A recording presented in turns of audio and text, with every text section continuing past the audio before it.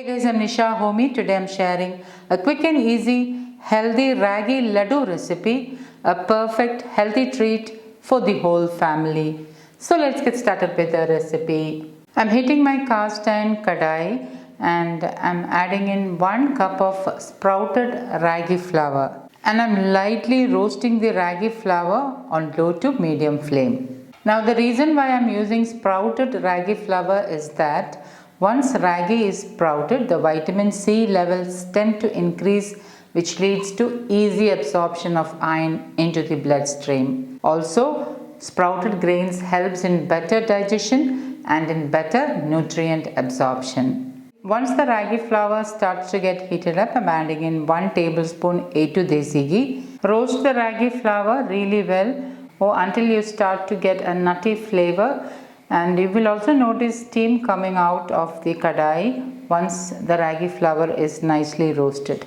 Once nicely roasted, turn off the flame and transfer the roasted ragi flour to a plate. Wipe off the residue ragi flour from the kadai. Turn on the flame and add in half cup raw peanuts into the cast iron kadai.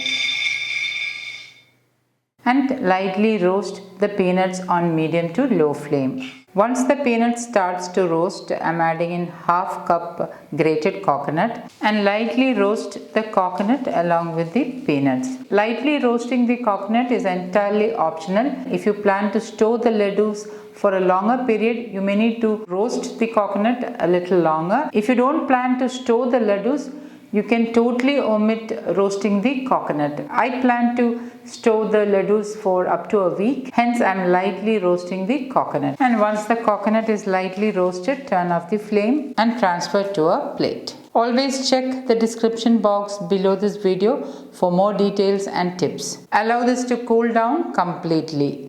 Once completely cooled, transfer the roasted peanuts and coconut into a dry blender jar. For flavor, I am adding in seeds of 6 cardamoms. So I have lightly crushed the cardamoms and I am removing the peel and adding the seeds into the blender jar. And I am going to blend this really well. Okay, now it's nicely blended. Add in 150 grams of organic sugarcane jaggery. So what I've done is I lightly crushed the jaggery and measured it. You can adjust jaggery as per your sweetness. You can reduce or increase jaggery as per your sweetness. I'm going to blend this again really well. Okay, now everything is nicely blended. I'm transferring this to a bowl. Add the roasted and cooled ragi flour into this. And with my hand, I'm mixing all this really well. You need to mix it really well so that the ragi flour is nicely incorporated with the rest of the ingredients. And once nicely mixed, it has a sand-like texture. Take a handful of the mix and press it really well and form it into a round ladoo.